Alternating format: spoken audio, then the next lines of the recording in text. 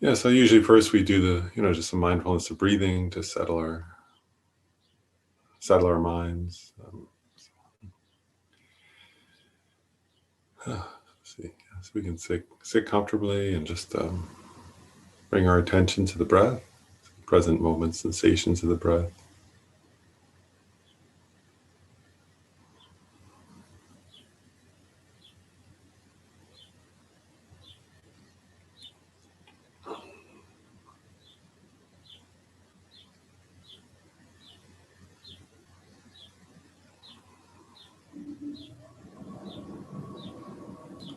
And when thoughts arise, we notice them and gently bring our attention back to the present moment sensations of the breath.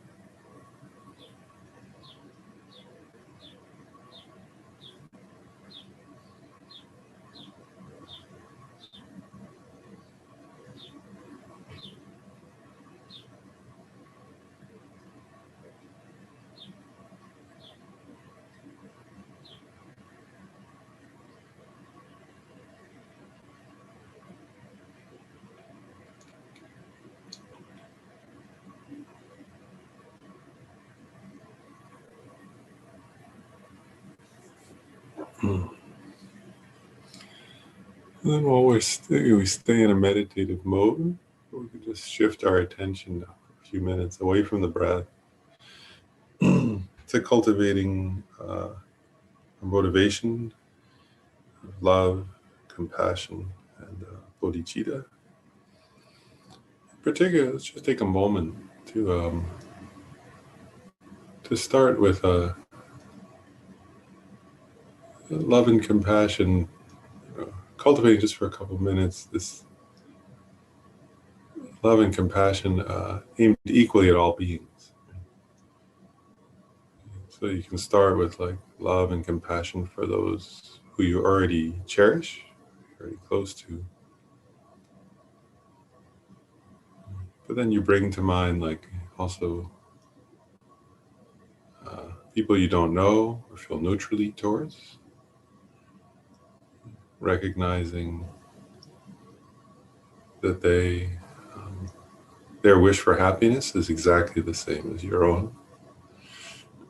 Their wish to be free from suffering is exactly the same as one's own. Also, like that, their well-being depends on me, and my well-being depends on them. We're interdependent.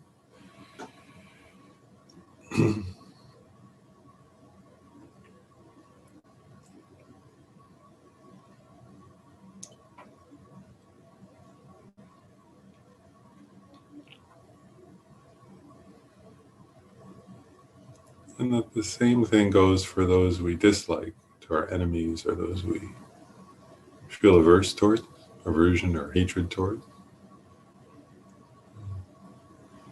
They also, like in their depths of their heart, uh, want happiness as much as I do, want to not suffer, just like those I myself and those I usually cherish. And also their happiness depends on me, and my happiness, well-being depends on them.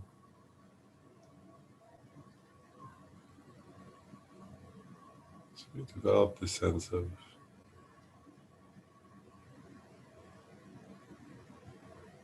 empathy, love, and compassion that includes and embraces all beings.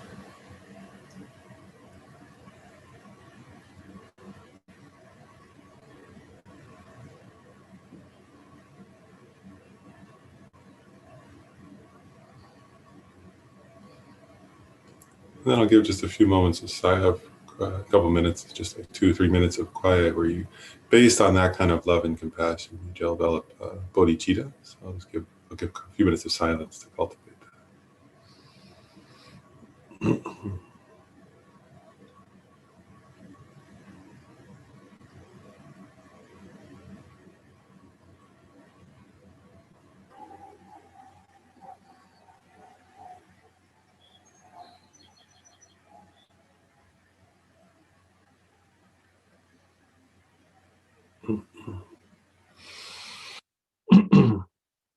And so with that bodhicitta, we can do the verse of refuge in bodhicitta.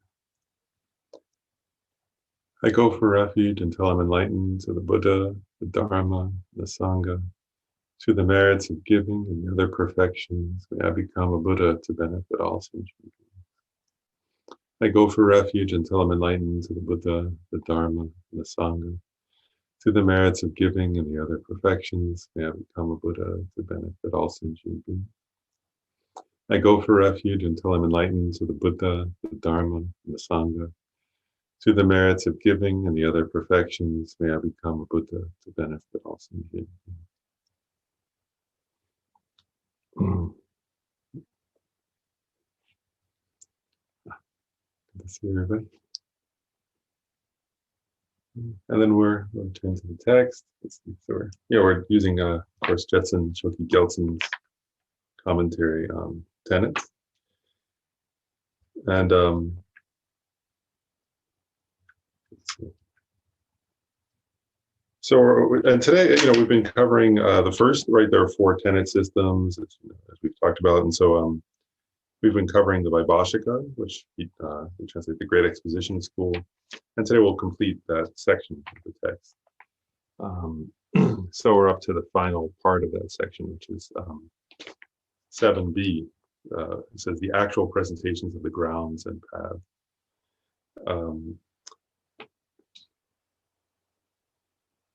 And in the actual printout, it's on page 6. And one quick comment, just pausing there, like, so when it says grounds and paths, right? Of course, each, one thing I've said before is that all of these 7, the outline covers 7 points for each tenet system, so they're going to be the same for each of the 4. Like each sort of Buddhist school of thought, we're going to cover, Jetson Chogi Gelsen covers with the same outline, right? So this is the final part of the outline. And this section, presentation of the grounds and paths, right? Just want to point out what that is, first of all, sort of orienting us. Right? So we've covered, like, this school in particular, we've covered, like, their understanding of the nature of reality, of perceivers and perceived objects, of selflessness, and so on. And now this final section for each of the 4 tenet systems covers, like, when they say grounds and paths, right? It's like, how does a being progress to enlightenment? Does that make sense? So, and it's kind of funny, it's interesting, isn't it? Like, they use a physical metaphor, don't they? Path is something you walk, right? And ground is something you walk on. Of course, these grounds and paths aren't physical, right? They're mental. So when they say a path, right, it's a path for the mind. And grounds ground usually in Sanskrit is bhumi, right? So those particularly refer to like the levels, usually we say levels, that a bodhisattva traverses specifically, whereas paths can apply to any kind of being. Yeah, anyway, so I won't go into too much, I can go into more detail, but that's probably not useful. So we'll just start with the text and we'll kind of talk about what this means. So he says, actual presentation of the grounds and paths. He says, it is asserted that there are differences in the way the persons of the three vehicles traverse the path. And then he goes on to describe, so I'll just sort of orient us. So the three vehicles are the, so this is good to really focus a bit on. So, some of you already may know this, but some may not. So the three vehicles in general, right, are here, in this system, you would say it's the vehicle of the hearers, or Shravakas in Sanskrit, right, who become arhats. Then there's the vehicle of the Prajeka Buddhas, or solitary realizers. Oh, good, Dundrup shared the root text. So anyway, so if you don't have it and you want it, it's there. So yeah, there's the vehicle of the hearers, right? Then the vehicle of the Shravaka, which translates as hearer. And actually, I just want to say something about it, because again, I think like it's easy to sort of be involved in studying Buddhism and not get some of these fundamental points. So why are they called hearers? Right? This phrase Shravaka, right? And we know, so if you read the Mahayana Sutras or the Hinayana, any of the sutras, then you're familiar with these names of some of the Shravakas, the hearers, right? Like Shariputra, Ananda, Madhyayana, and so on, right? These are like direct disciples of the Buddha, and then those who came after. And it's interesting that what they say is they call them hearers because, first of all, like their way of progressing on the path is to hear, to listen to the teachings of the Buddha in that life. And then also they're called hearers because they help others to hear them. Does that make sense? So like, when they do an etymological analysis of why in Buddhism, why do they call them Shravakas? They say it's because these are beings who, who due to their previous karmic aspirations and in the life where they progress on the path, they actually get to hear and listen to the Buddha teach, and then those who came later get to hear other followers of the Buddha teach. But also here the phrase, it also implies that they then repeat the words of the Buddha or repeat the teachings of the Buddha. And there are many stories like that if you look in the sutras, right, where Shariputra is teaching others, for example. He was considered the wisest of the disciples of the Buddha. And so those are hearers, right? And these anyway, so we'll go into detail about them. But and their goal is to become a Shravaka in this system. Would be somebody whose goal is to achieve their own liberation from samsara as quickly as possible. Right? So they develop renunciation, the wish to be liberated from the suffering of samsara. That's their spiritual aspiration, and they're striving for that kind of individual liberation or freedom from suffering.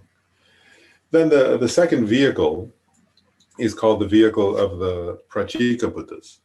And Prajeka usually is translated solitary, solitary, and then Buddha, in this sense, they're not a Buddha. Sometimes people get confused. So Prajeka Buddhas are not actual Buddhas, right? They don't come from a Buddha. But they call them, so usually they translate as solitary realizer. And the phrase Buddha in Sanskrit means awake, right? So one way of translating that is that they awaken in a solitary way.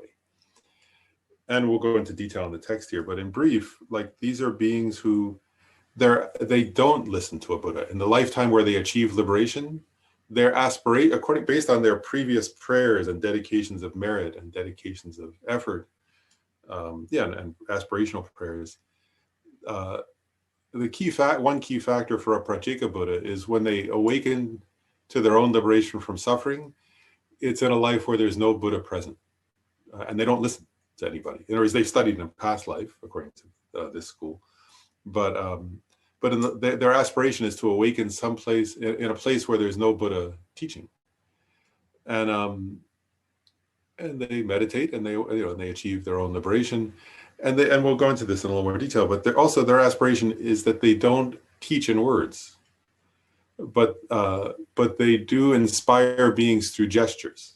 They kind of teach through gestures and through non-verbally, you could say.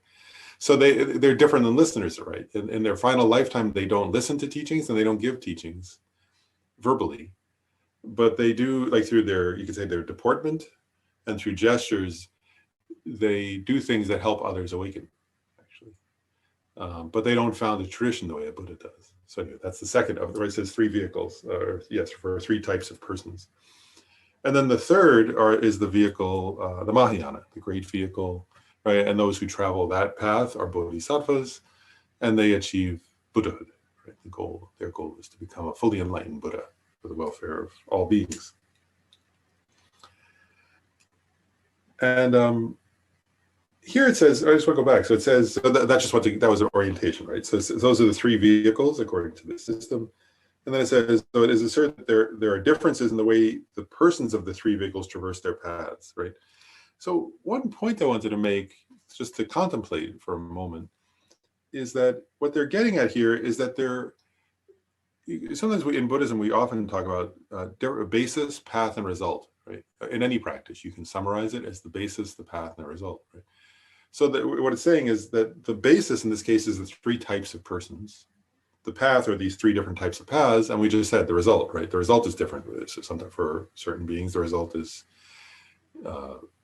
arhatship, their own liberation. For others, the goal is pratyeka Buddhahood, and for others, the goal is Buddhahood. So these three types of beings have a different basis, a different path, and a different result. They all have similarities, but differences as well. And I want to mention that because one thing I think that's intriguing just to contemplate is what makes these three types of persons different. Right? The basis is different. And that, according to this tradition, is aspiration. Right? It's like your interests, your inclinations, right? And so, so a person who starts off with a different kind of basis, a different kind of inclination, a different kind of aspiration, will then follow a different kind of path and which will lead to a different kind of result. And what they say actually is that, of course,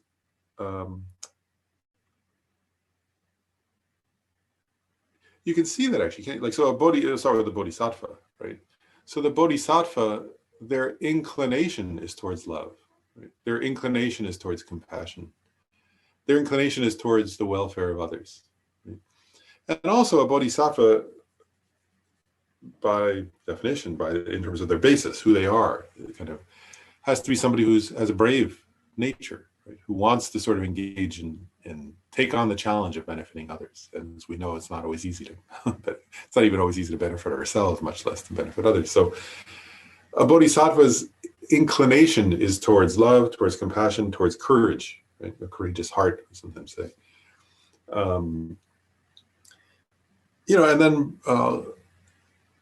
then like, whereas say a Pratyeka Buddha, right? They actually say, one text says, Pratyeka Buddhas compared to Bodhisattvas are naturally a bit less empathic. Right? They don't have that same level of empathy for the suffering of others. They do have empathy, they do have compassion, but not the same level of bravery and of courageous love that a Bodhisattva does. And also they say like a Pratyeka Buddha likes silence.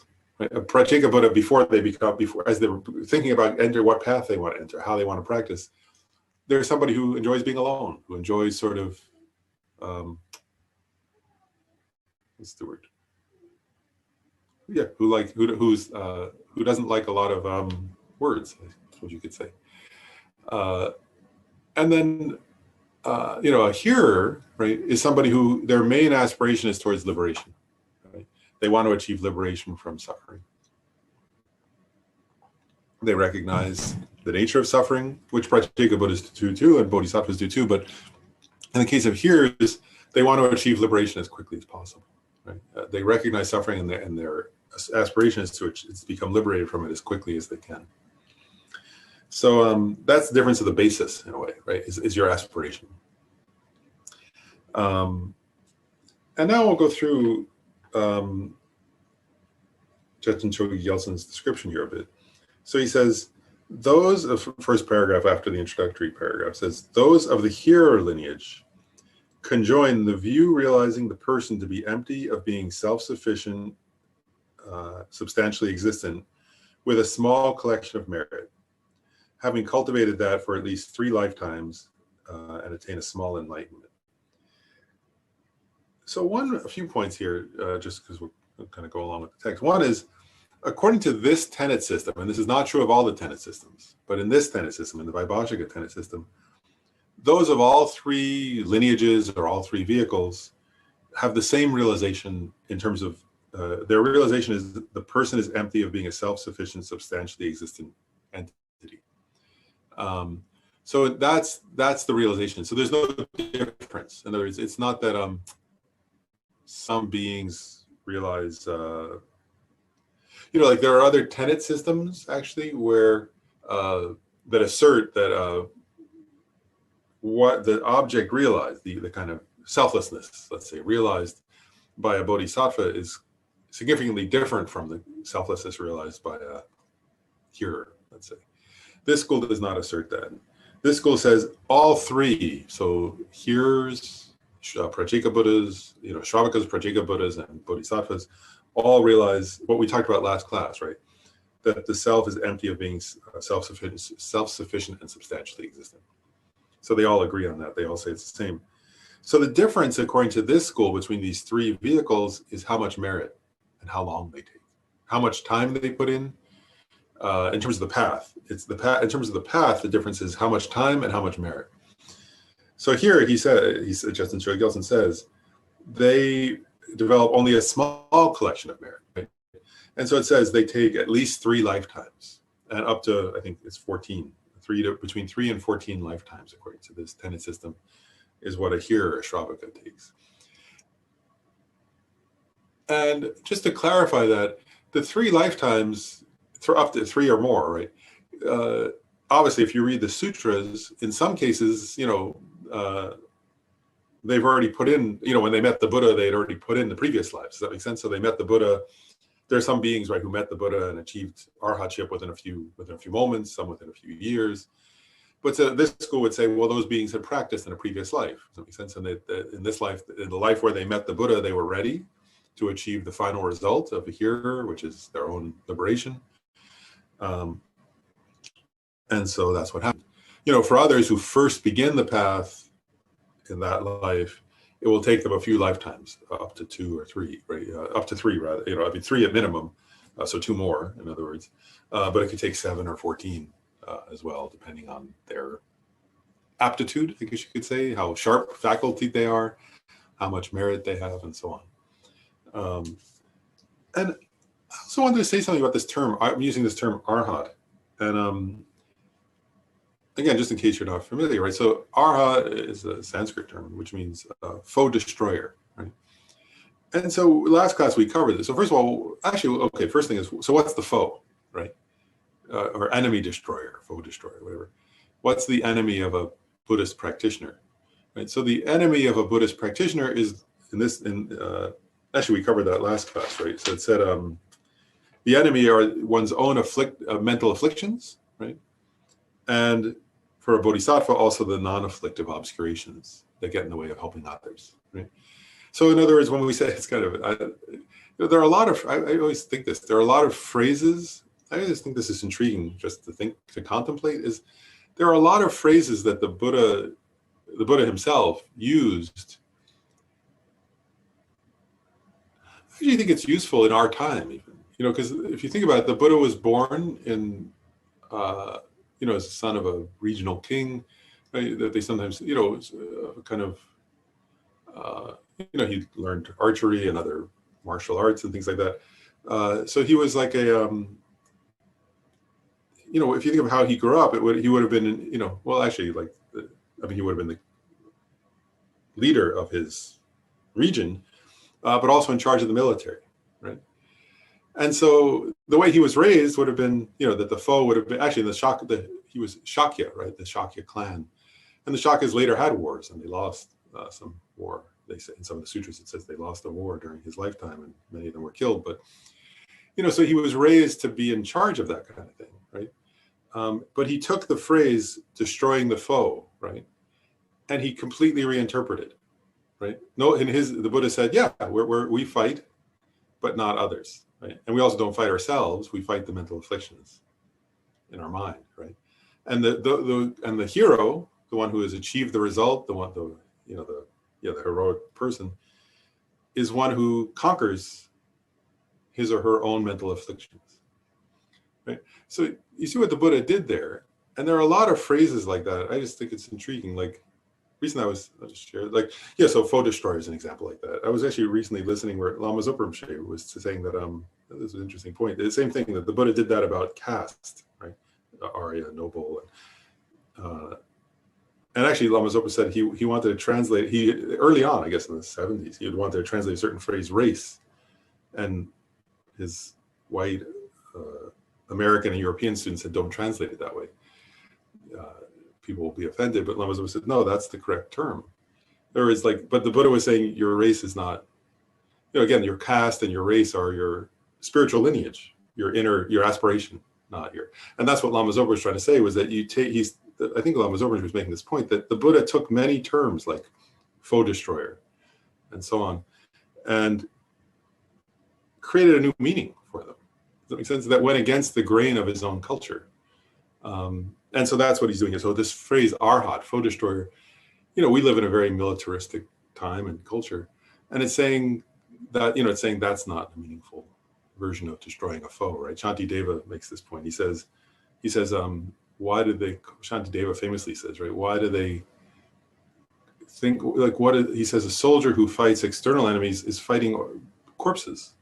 In other words, those beings will die anyway. An actual hero fights their own mental afflictions. So he's following the Buddha, so that's the point. Anyway, going on and on. But that's me. So the literal term arhat means that. But then I want to make another point that it's a little confusing, I think, my own usage, so I just want to clarify this. Arhat refers then to anybody who overcomes their own mental afflictions. Does that make sense? So technically, a Prajeka Buddha is an arhat. Technically, a Buddha is an arhat. So when I say arhat, that could refer as well, technically, to a Prajeka Buddha who has achieved the final result of their path, and to a Buddha who's achieved the final result of their path. Because anyone who has succeeded in overcoming and destroying the inner foes of the mental afflictions is an arhat, according to Buddhism. So usually when we say the term arhat in common usage, we're referring to the hearers. We say the arhat Shariputra, the arhat Madhyayana, and so on. And that's a common usage, and it's a correct usage. But the term arhat has a broader implication, which is actually technically from, not in this system. In the Mahayana system is actually also a bodhisattva on the 8th bhumi or above would also be an arhat, because they have no more mental afflictions in the Mahayana tenet systems. In this tenet system, it's different, so we'll get to that. But so anyway, I just want to clarify that. So the phrase arhat refers to anyone who has overcome their own mental afflictions completely, and the seeds, right? And will never give rise to mental afflictions again, is therefore free from suffering and its causes of the Four Noble Truths, right? Okay, so now we can say, so we'll go back to this paragraph. So those of the hearer lineage, right? So that's the being who aspires to their own liberation from samsara. So what happens? They conjoin, when they say conjoin here, the view realizing, right? So that's not just intellectualized here. But as we were describing last time, this person, right, experientially realizes directly their own self, their own person, to be empty of being a self-sufficient, substantially existent entity, right? Which, according to this system, is selflessness, and and when they realize that, they realize the ultimate truth, right? According to this system, so they realize the ultimate truth, which is the antidote to suffering. Therefore, they achieve liberation. And they do that, it says here, with a small collection of merit, because they only collect that merit over a course of a few lifetimes, somewhere between 3 and 12, or 3 and 14, rather. And therefore, they achieve a small enlightenment.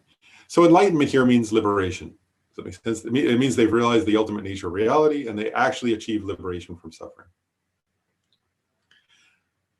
I'll go on and just do the next 2 paragraphs, and then I'll pause for questions, because it'll clarify some things.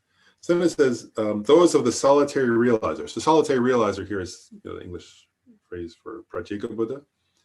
So those of the solitary realizer lineage, again, conjoin the view realizing the person to be empty of being self-sufficient and substantially existent. So the same realization of selflessness, because according to this school, there is no other. That is the ultimate realization, ultimate truth.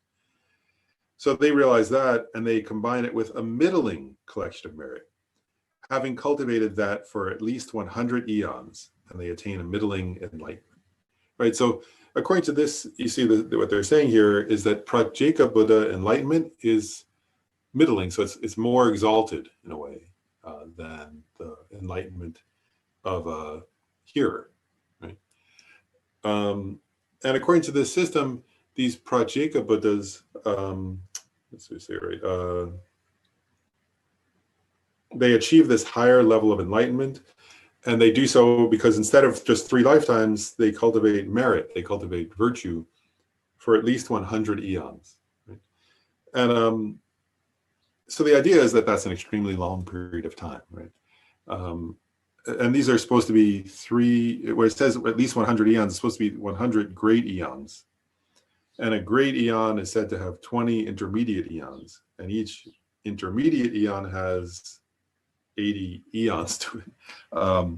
Basically, the idea, I think, I just want to pause there, because what this is getting at in a way, which I think is worth thinking about, is that what they're actually saying, right, they're saying something quite literal, which is it's 100 eons, at least, But what they're talking actually there is like our cosmic periods of time, right?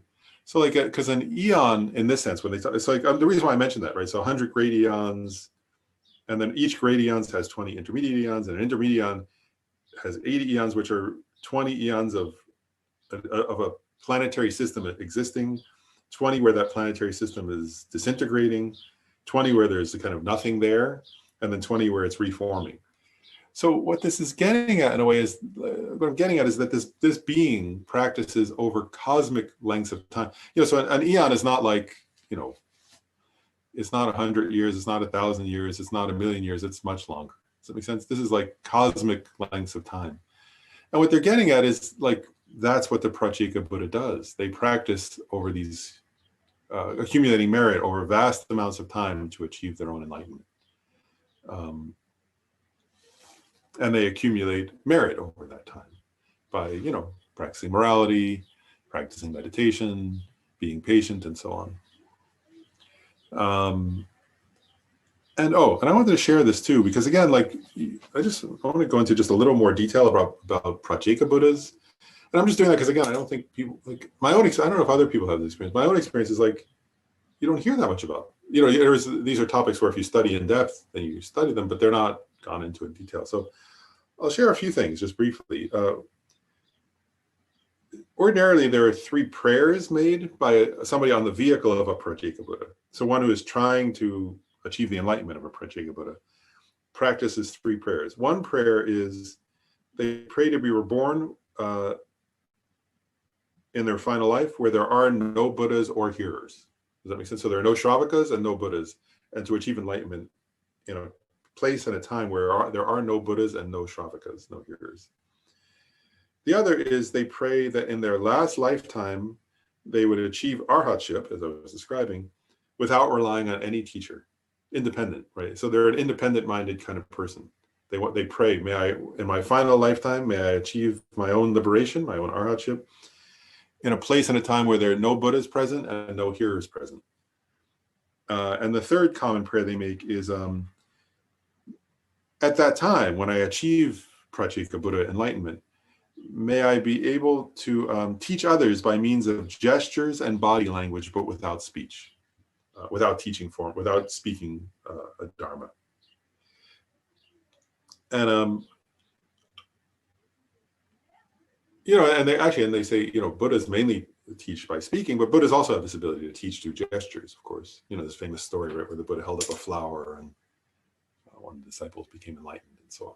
So Prajeka Buddhas have this ability through their prayers and through their dedication of merit to be able to kind of do gestures that help others gain realization. And one other point about Prajeka Buddhas is that there are said to be 2 types of Prajeka Buddhas in terms of the result. in the text, they liken one, they say they're rhinoceros-like, which I don't know much about rhinoceroses. Is it rhinoceroses or rhinoceros? Anyway, or rhinoceri, I'm not sure. Anyway, they say that a rhinoceros is a solitary animal, is the idea. And so the rhinoceros-like Prajika Buddhas are said to, like they achieve their own enlightenment completely alone. Like, so that, in that lifetime, they go out, they're a person who goes off to this forest and meditates and is silent and achieves enlightenment, and then, wanders around and comes across people and makes these gestures, and beings kind of gain something from that. But they live they practice alone, they realize enlightenment alone, and then live alone. They kind of wander around alone, so to speak. There are also what they call, there are different phrases for this, but then there are, the translation I saw that I thought fit best, or made most sense to me, was Prajika Buddhas who work in an assembly. And that's like a group of, so this is like a group of beings who in that last lifetime sort of go off together and don't talk, they meditate silently together, and they all achieve Prajika Buddha enlightenment, and they kind of wander around, but they live in a community is the point. So they kind of, they don't live completely alone, and they don't achieve so they still don't, there are no hearers, right? And there are no Buddhas around, but they're kind of a community that achieves this result alone, not alone together, but without a teacher.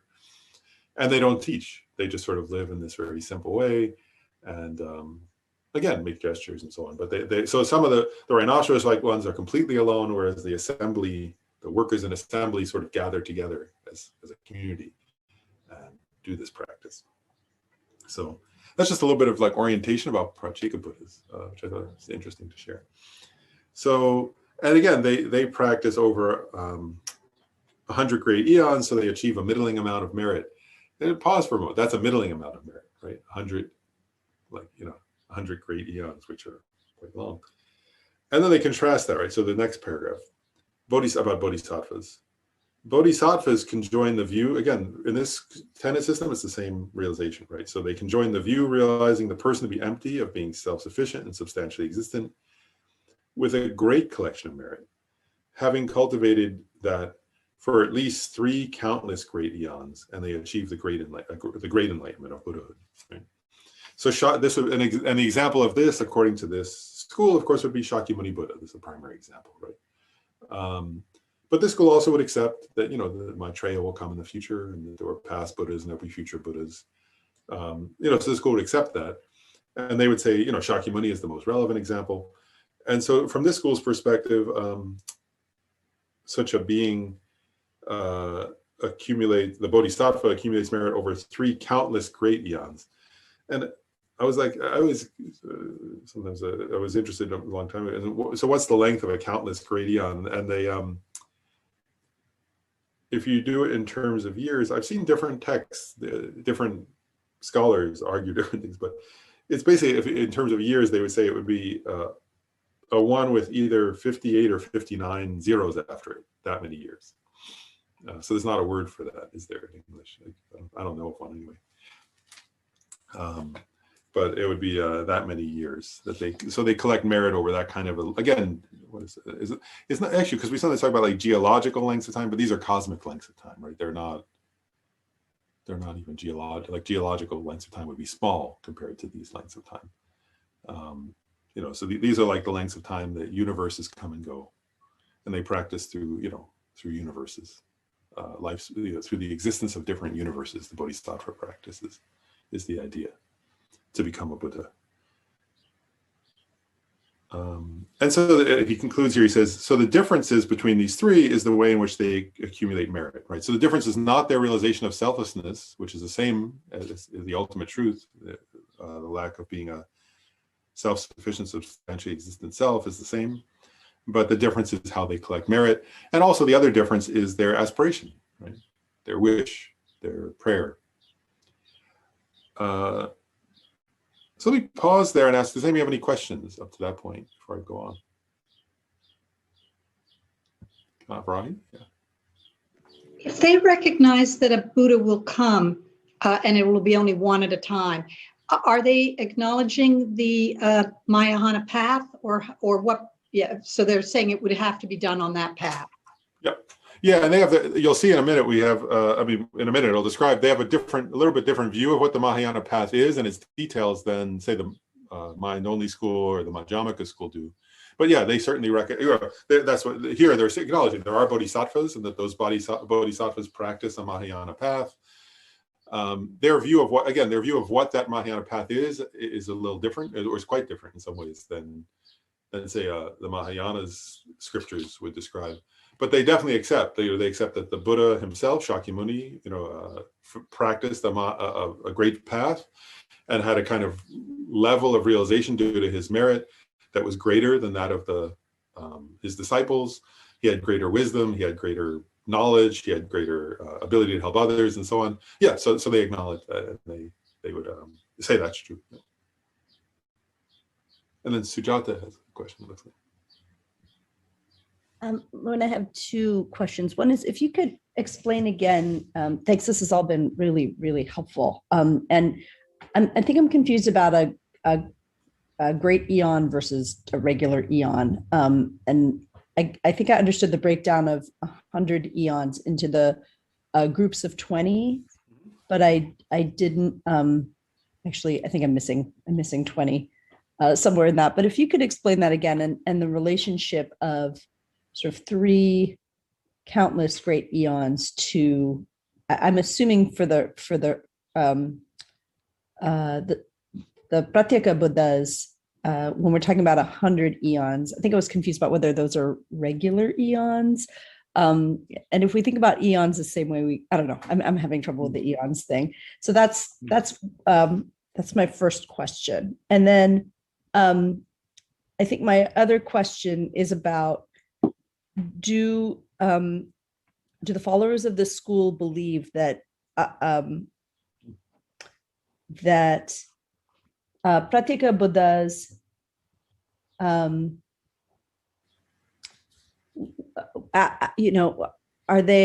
do they extinguish as well?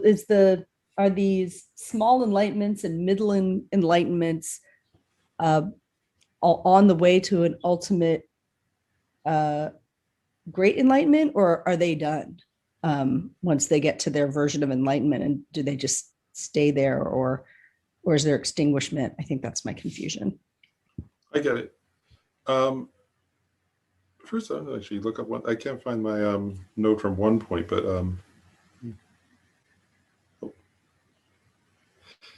let's see if I can find this one part.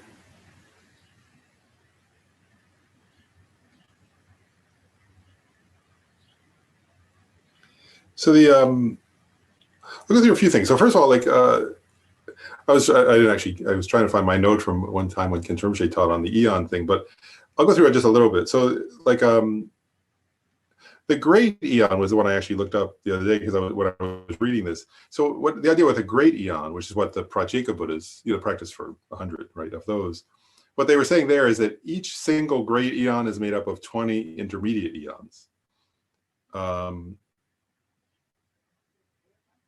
And then an intermediate eon is made up of 80 regular eons. And so of the 80 regular eons of an intermediate eon, there are 20 where it's forming. Like, so you could start like describe like a world system as forming. There are 20 regular eons where it's forming. There are 20 where it's a remaining. There are 20 where it's disintegrating, and there are 20 where that space is sort of blank, empty, before it's sort of another one forms. And the idea there seems to be that this is actually part of the is taught in the Abhidharma cosmology stuff. And what they're getting at in a way, it's just, I mean, actually, I'll just pause to reflect on that, right? Because part of what's interesting is, right, like, is if you just think about that, right, what they're actually saying was like, this is, over 2,000 years ago, right? What they were saying actually is that world systems, planets are impermanent, right? Solar systems, whatever, they weren't using the word solar systems, but, planetary systems are impermanent. And that planets themselves sort of form, and then, eventually there's empty space, and then they reform. And and that this happens over and over these humongous lengths of time. But anyway, so in brief, like, so the great eon is made up of each single, so there are 100 great eons for the Prajika Buddha, and each of those is made up of, each single great eon is made up of 20 intermediate eons, and each intermediate eon is made up of these 20, 20, 20, and 20. That Khenpo Rinpoche had taught on before, and at the center, actually. But and then the thing I can't recall right now is there are a certain number of great eons in a countless great, so the Bodhisattvas practice for at least, and Khenpo Rinpoche also clarified that, we say at least 3 countless great eons, because actually Shakyamuni Buddha is said to have practiced for 3 countless great eons, but they say he was particularly quick, and that many Bodhisattvas take longer than 3 countless great eons is one point. But, and the thing I don't recall, right, I recall that the countless great eon is said to be 10 with like around 59, somewhere there. Again, different scholars say different things, but one scholar here, I was looking it up, one said 60 zeros or 58 zeros anyway. How many, that number of years. I can't, there's a teaching that says how many great eons are in a countless great eon, but I can't recall the number of great eons that's in a countless great eon. So I can look that up and try to find it, but I don't remember. I was looking, I don't see it, and I don't remember it right now. But does that answer that part of the question, Sujata, before I go on to the second part? Yes, super helpful. Thank you. Okay. And then the second part of your question, this, so there, what you were getting at there, I think, is an important point, which is actually, you'll see as we go along through the different tenet systems that there are many interesting discussions in Buddhism about, are there 3 final vehicles, or is there only 1 final vehicle, right? Does everybody eventually become a Buddha? Or does one, in that sense, there'd be, if one held that everyone eventually becomes a Buddha, then one would say there's just 1 final vehicle, right? Which is the vehicle of the Bodhisattvas, and all the other vehicles eventually flow into that, like a stream that eventually flows into the river or something, the Great River or something that goes into the ocean. But so that, and the Lotus Sutra is an example. The Lotus Sutra says, which is a Mahayana Sutra, right? The Lotus Sutra says there's 1 final vehicle. That's a famous example of a scripture that says that. But other, anyway, and Prasangikas would agree with that view. For example, Prasangika Majjhimikas would agree with that view. But even in the Mahayana schools, like a Sangha, for example, there are some texts where a Sangha says he thinks there are 3 final vehicles, that there are 3 levels of enlightenment, and that those beings don't go on to all go on to Buddhahood. But anyway, so according to this school, particularly though, the Vaibhashika school, their view, as we'll get to in a second here in the text, is that all 3 vehicles are final, that if somebody achieves the hearer's enlightenment, then that's their final achievement. They don't go on to Buddhahood, for example, and Prajika Buddha the same. And this view school is that, as you mentioned, Sujata, this is, we'll say, and the text will say this, but this school's view is that when any being in a certain lifetime achieves any of these 3 enlightenments, at the end of that lifetime, they're extinguished. So their continuum, their physical and mental continuum ends. So to go directly to what you asked, so the example would be a Prajika Buddha. That's what you asked about. So this school would say a Prajika Buddha, when they achieve Prajika Buddha enlightenment, then for the rest of that lifetime, they, live out their life. They make gestures and benefit others, and live a life free of suffering. And when they pass away, they achieve a kind of parinirvana, which is a final enlightenment for them. And that, in a sense, because they don't, and this school would say, because they don't take rebirth, because they don't have the causes for taking rebirth, their mental continuum and physical continuum ends at that point, and they no longer, they kind of are extinguished. So that would be the view of this school, is that a Prajika Buddha, again, which Mahayanists would disagree with, but this school would say that the Prajika Buddha at the time of death experiences a kind of extinguishment of being. Any other questions? I have one more with respect to part two of what I originally asked. If they do accept a Mahayana path, which I understand from the reading, but then I heard that some Hinayanists don't think that there was any Mahayana teachings ever taught. And I don't know whether that's just comments that were not valid. I don't even know where I heard that from, but is there any validity to it? And if so, which group would adhere to, that? I think probably what I'm not sure what exactly what you heard, but I'll say, like, I think probably what you're referring to, that was some people that is correct. Some people might point out is that many. It says actually in the I'll pull it up here. It says here, the last paragraph of this entire section, of this whole section, says, some among the schools that propound objects, so the Vaibhashikas and the Sautantrikas, do not assert the Mahayana scriptural collection to be the Buddha's word. And I'll say more about that later. So the issue is not that, I mean, all of Buddhists agree that there's such a thing as Mahayana in the sense that Shakyamuni Buddha became enlightened and was a Buddha. So they all accept that. What they don't accept, so I think this is probably what you were referring to, and some followers of this school would not accept, is, if you said, well, is the if you showed them the Lotus Sutra and the Prajnaparamita Sutras and the Pure Land Sutras and so on, and said, do you accept that these are teachings of the Buddha? They would say, no, we don't accept that. Whereas we don't believe the Buddha taught that. We think somebody else made that up. And we don't accept those. And what they would say is because, those don't teach what our teaching, like there's like, if, for example, in the Heart Sutra that says there is no form, no feeling, no discrimination, no composition, no factors, they would say, well, of course there's form. It has ultimate existence. So the Buddha, that's not a literally true teaching, and the Buddha wouldn't lie, so that must not be, Buddha must not have taught that, and so on. So the issue is not that, like, they have their own idea of what Mahayana would be, and they certainly would say the Buddha practiced a great vehicle because he became a Buddha. But if you showed them the actual Mahayana scriptures and said, do you accept these as teachings of the Buddha, they would reject them.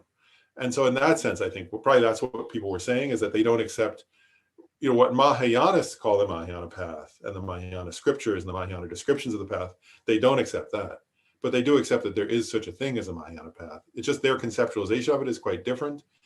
And they also don't emphasize it. They say their kind of view also is that there are these rare beings who practice the Bodhisattva path, but they're, these kind of exceptional beings, and most of us don't need to worry about that. And we study the main teachings of the Buddha were aimed at people like us who want to achieve liberation. It was sort of their, also their perspective. Lynn had her hand up first.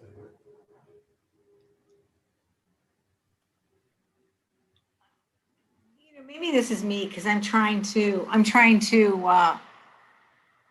make this fit within what I understand we're doing, and but it seems like this is sort of their own caste system. There's people that get to this, what do they call it? Small enlightenment, middling enlightenment, and great enlightenment, and it just seems sort of counter to what I understand the bigger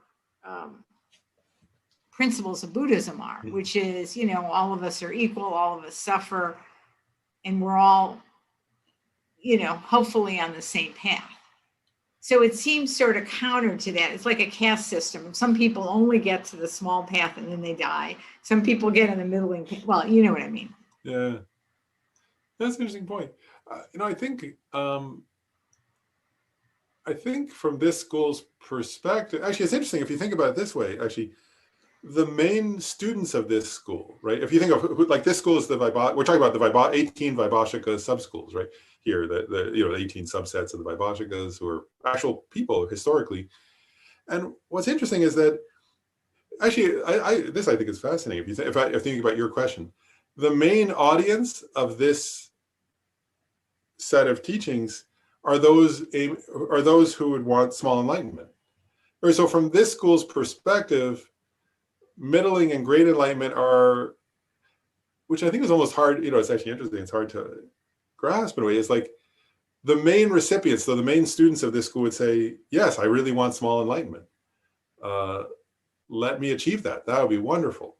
I will no longer suffer. That's the goal. And there are these rare beings who want those other enlightenments. That's wonderful. But the main students of this school actually don't want middling or great enlightenment. That's not the main.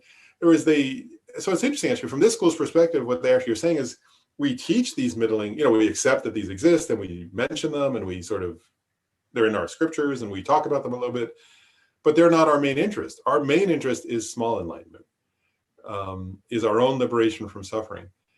And this school really has, like, in that sense, because it's not a, and I guess what you're getting at, Lynn, is that in a way that point that you were getting at about that universalism, that kind of universal perspective is very Mahayana in a way. And this school is not, it's not primarily a Mahayana school. So they don't really, in other words, from their perspective, what's interesting is one is like, it's hard to conceptualize that almost, right? Like if you say there's a great version, but that's not the one, like to say there's a great version, but that's not what I want. Like, I'm not particularly interested in that. It's like diminishing the potential of the people that are on this other path. And my sense is anybody can be on the path to great enlightenment. I mean, and this school would accept that. And we're not succeeding necessarily, but we're all on that path. Or we'd like to be on that. We have the potential to be on the path. Yeah, and this school would say that's not, it's almost like, it's kind of, it's funny. It's like, you're right. In always one sense, from a Mahayana perspective, everybody does have that potential and we want to nurture that potential. But from this school's perspective, that's not the main focus. It'd be kind of like, I'm just going to give it a metaphor for a second. It's my own silly metaphor for just a moment, but it would be like, I can imagine like if, I was actually thinking of like,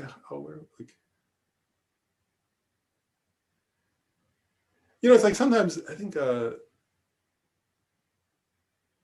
I was thinking about is like, anyway, I'll leave that. I guess what I'm getting at is this. It's really, I'll leave it simple. Actually, I'll leave the metaphor out. What I'm really getting at is this, is that from this school's perspective, the main goal is not great enlightenment. There are some beings who wish for that, and that's great. And this school would say that's wonderful that they exist. Someone like Maitreya, let's say, who's going to be a future Buddha. But in a way, you could say it this way. You could say actually that the people who mainly practice this school would almost think like, if you were to say to them, well, you could become a Buddha or something. Like, so why would you accept to just be an arhat?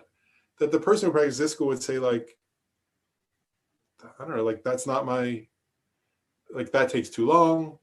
That is too much effort.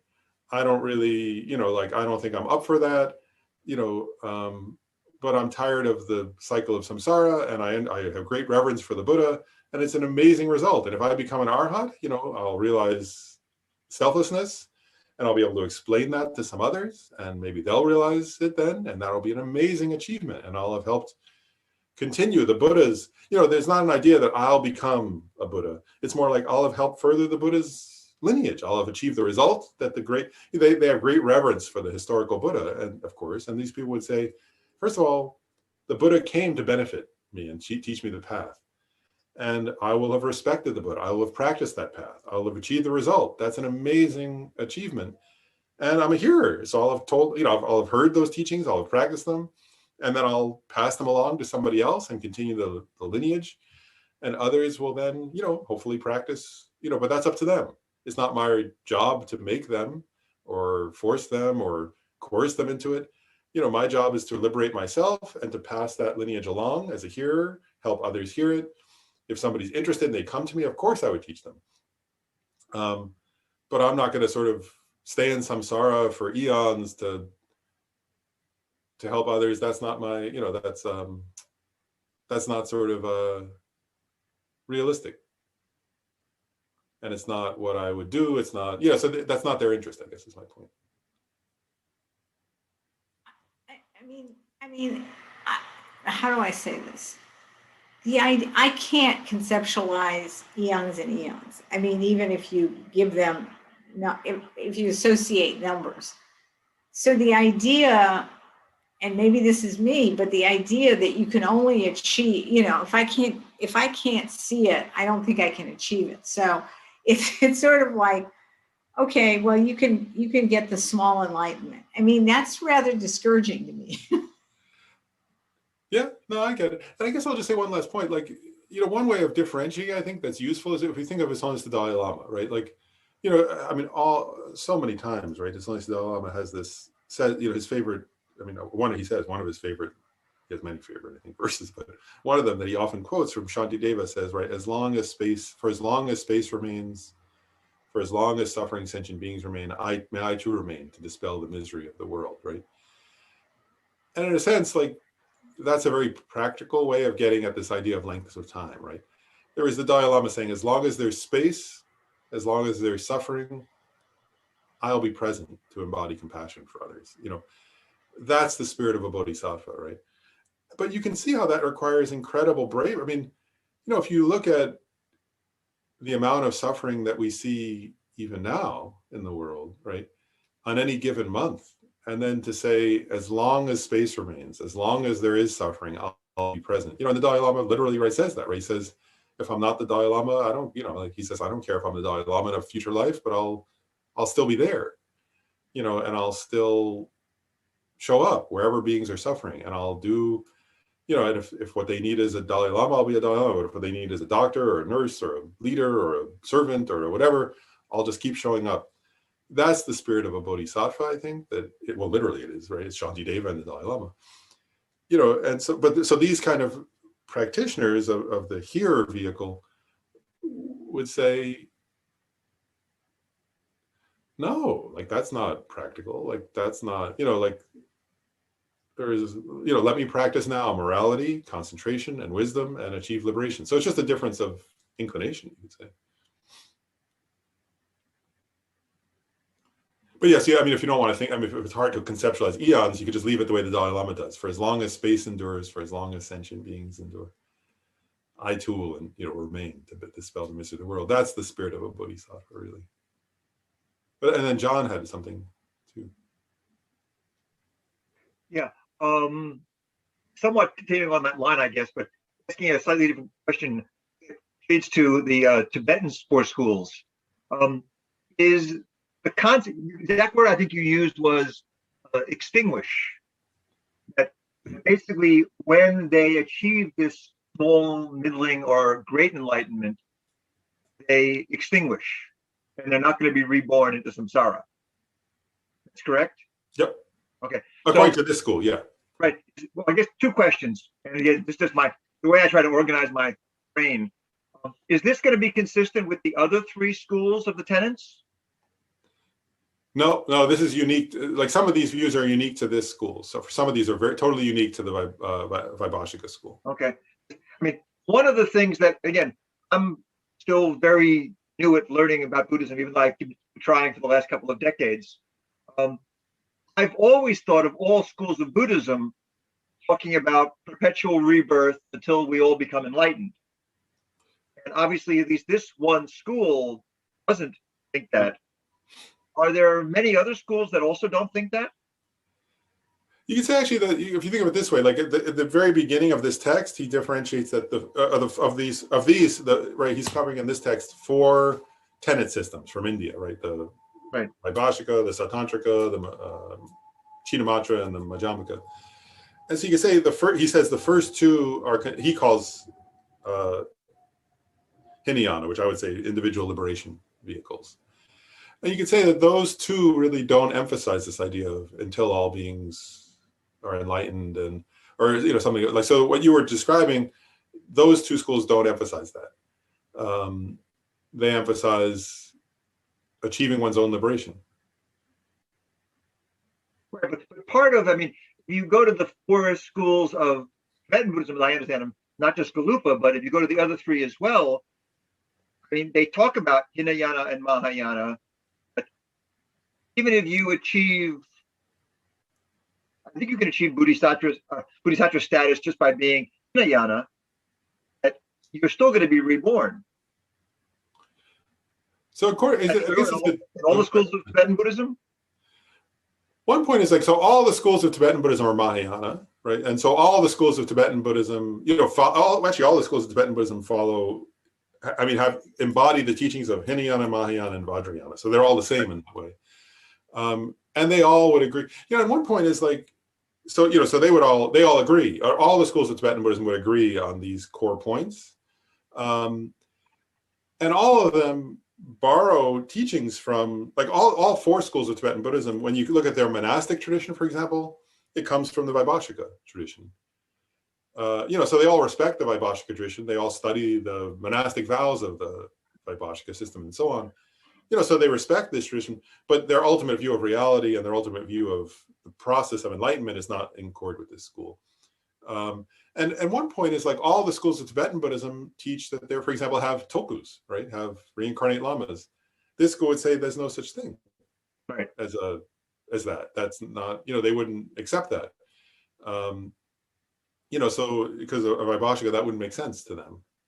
So the Vaibhashikas, I mean, all the schools of Tibetan Buddhism would accept certain teachings of the Vaibhashikas, like, about like, example is monastic vows, but they wouldn't agree with this part. They all agree that this is the Vaibhashika system, but they wouldn't agree.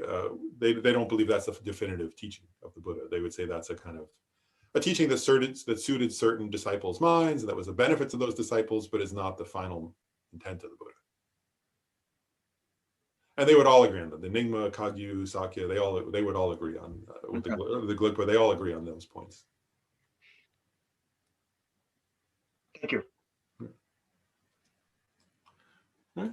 I'll continue on a little further because it gets further into some of these points. So then it says here, after that, next paragraph, it says, Bodhisattvas having accumulated merit for at least the 3 countless great eons. Now this is on the great stage of the path of accumulation and below, actualize the heat stage of the path of preparation to the path of no more learning on one seat. I don't know how much detail is worth going into on this, but maybe I will. I think it probably is worthwhile for people. I don't want to go into a humongous amount of detail about what this is getting at. Here are the 5 paths, right? And so I've mentioned those before, but I will mention this. So according to I guess what was this? I was thinking about this to share. All Buddhist schools teach that all people who, so all Buddhist tenet systems, all Buddhist schools, all Buddhist teachings from India, let's say, that originated in India, can be conceptualized in terms of progressing through 5 stages of the path, or 5 paths, we say. And I've mentioned these before, right? There's the path of accumulation, the path of preparation, the path of seeing, the path of meditation, the path of no more learning. And actually, it's interesting. I was sort of contemplating this yesterday after I reread this. I sort of was looking at this, and actually, even if you study, I was like thinking about this way. Like, if you're looking at it from a Vaibhashika perspective, they have their way of describing how a person progresses through those 5 paths. If you look at the Sautantrikas, if you look at the Madhyamikas, they each have their own way of but they all conceptualize it in terms of everybody goes through these paths. Does that make sense? And even in Tantra, actually, in the Tantric teachings, they talk about those 5 paths also. When they do, if you study, I was thinking that if we ever, in this program, in the basic program, there's a teaching on the Tantric stages and paths. And even in there, they talk about how does Tantra explain the 5 paths? So whatever approach to Buddhism you take, you can conceptualize your own process of gaining enlightenment as traversing these 5 paths. But the Vaibhashikas think about it in a way, if you've studied the 5 paths, which some of you have and some haven't, but if you study the 5 paths, the Vaibhashikas have a very unique presentation of how one progresses through the 5 paths.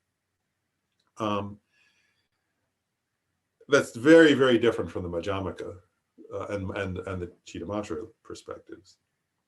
So what this is saying is that I don't want to go through this. I don't want to go into too much detail, but I'll just say the idea is that the path of accumulation is the first of the 5 paths. And actually, it's an interesting question I'll just raise. Kent Rinpoche once said this. He said, there's a difference between being Buddhist, between practicing Dharma, and between being on the path of Dharma. On a path, if that makes sense, a formal path. And what that means is this, is at what point do you become Buddhist, right? In this text, it said it, when you take refuge, right?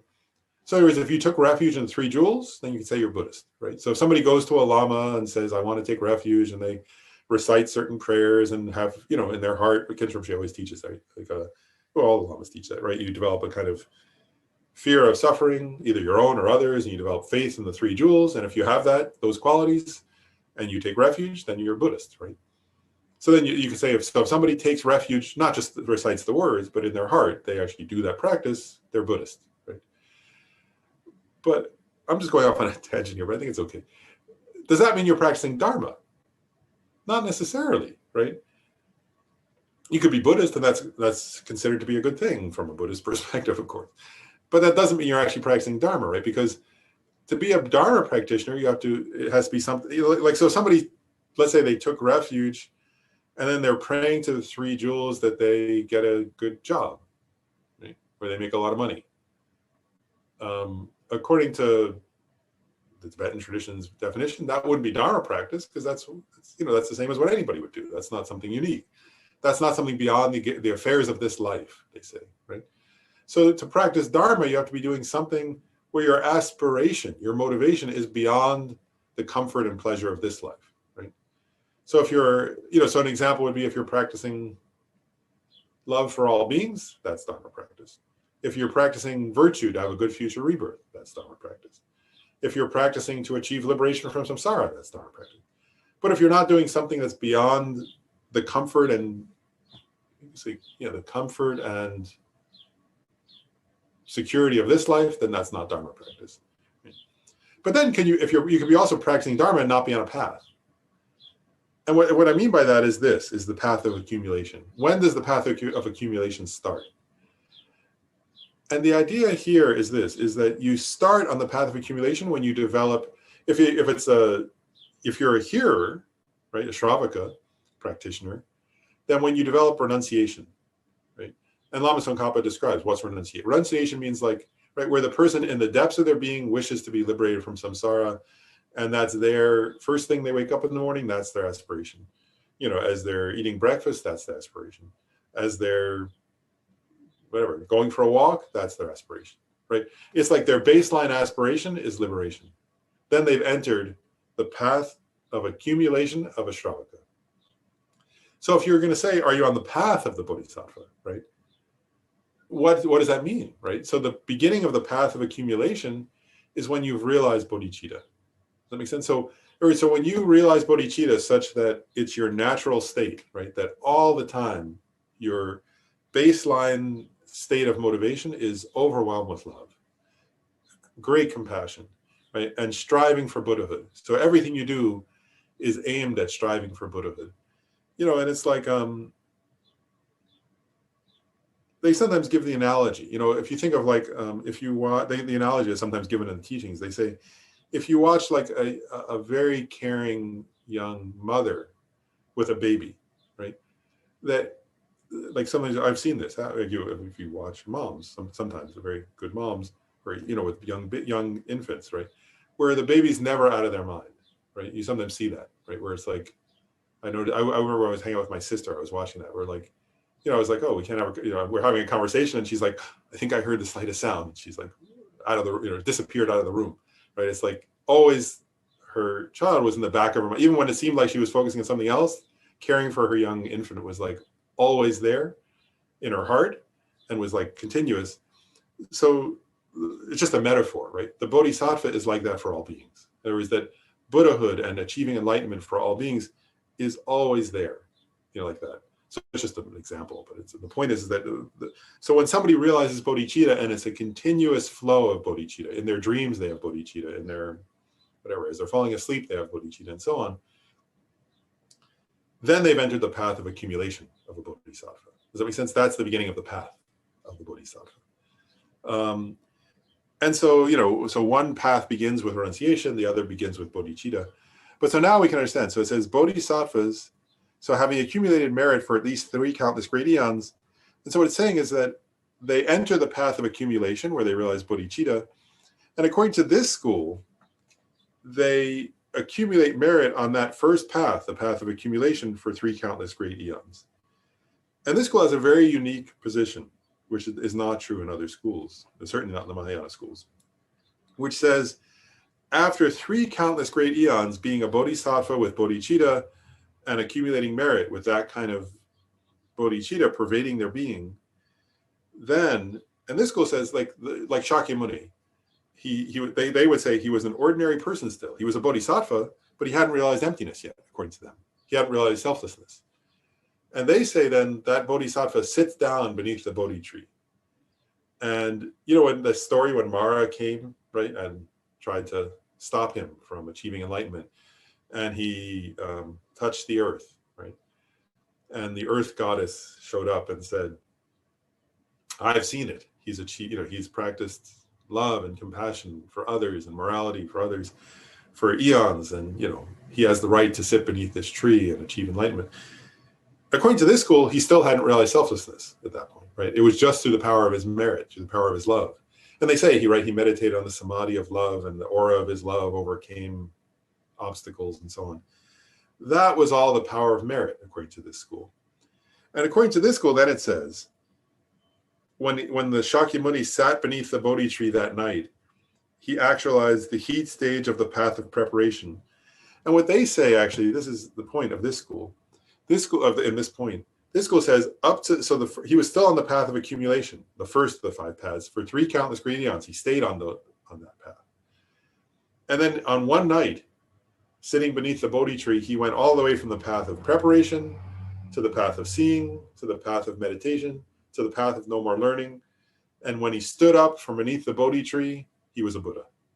You know, by dawn of that morning, whatever, after, you know, when the sun rose, after the sun rose, he went from being, you know, a bodhisattva on the path of accumulation to entering the path of preparation, of seeing, of meditation, of no more learning, and became a Buddha all in one sitting, if that makes sense.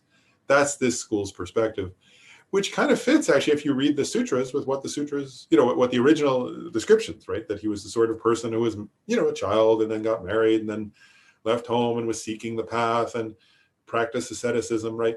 They take that literally, in other words. Mahayanas don't. Mahayanas say that was a display. He was already enlightened, and that was a kind of enlightened display and so on. But according to this school, he realized selflessness, you know, lack of a substantially existent, self-existent self, self-sufficient self, on that night for the first time. And he went all the way to Buddhahood in one evening, one night, from, over the course of one night. So that's this school's perspective. And then it says here, those of the solitary realizer lineage, having accumulated merit for at least 100 great eons on the great stage of the path of accumulation and below. So it's similar. The point is, it's similar for them, right? They enter their path of accumulation through developing renunciation. They accumulate merit for 100 eons while on that path of accumulation. And where it says great stage, because that's just to be clear, I'm not going to go into detail about this, but there are 3 parts. The path of accumulation has a lesser stage where one first develops renunciation, a middling stage, and a great stage. And those correlate to the different, the Bodhisattva, or in this case, Shravaka or Pratyeka Buddha, on those paths, becomes capable of practicing different parts of the 37 limbs to enlightenment. So through their meditation, they sort of become more capable. That's why they're middle. So it's not like small, middling, and great in the sense of like judgmental of them. It's that as they progress, they become more capable of doing certain things, practices, inner practices. But anyway, so what it's saying here is that it's similar for the solitary realizer, that for the 100 eons, great eons, they're accumulating merit while on the path of accumulation. And then in their final lifetime, when they're going to become a Pratyeka Buddha, they sit down somewhere and they go from the path of preparation to the path of seeing, to the path of meditation, to the path of no more learning of a Pratyeka Buddha. And they, again, on one seat, they sit down and still on the path of accumulation. They realize all those other paths on that seat, in that sitting, in that one meditation. And when they stand up from that seat, they're a Pratyeka Buddha, having achieved Pratyeka Buddha's enlightenment.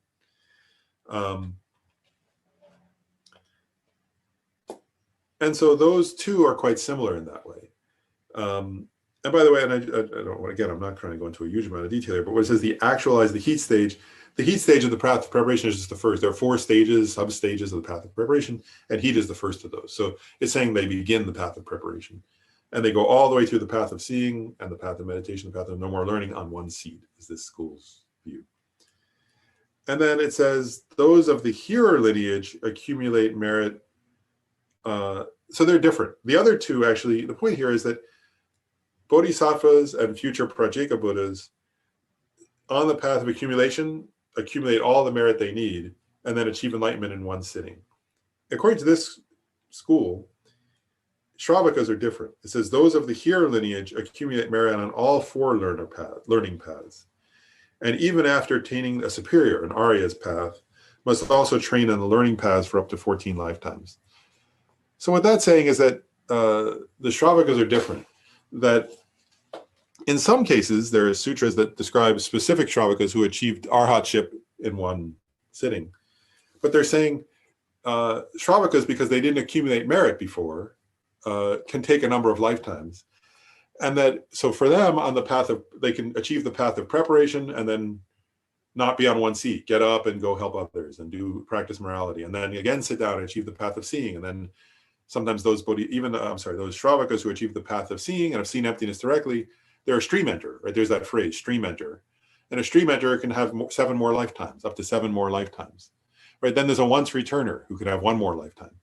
So these kinds of hearers, according to this school, could be like that, where they take a number of lifetimes after listening to the Buddha's teachings and practicing the Dharma, practicing their path, they can accumulate merit.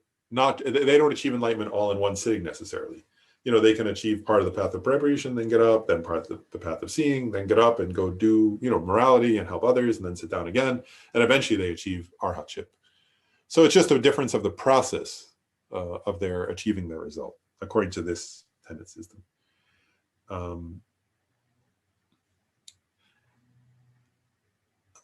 Actually, any questions about that?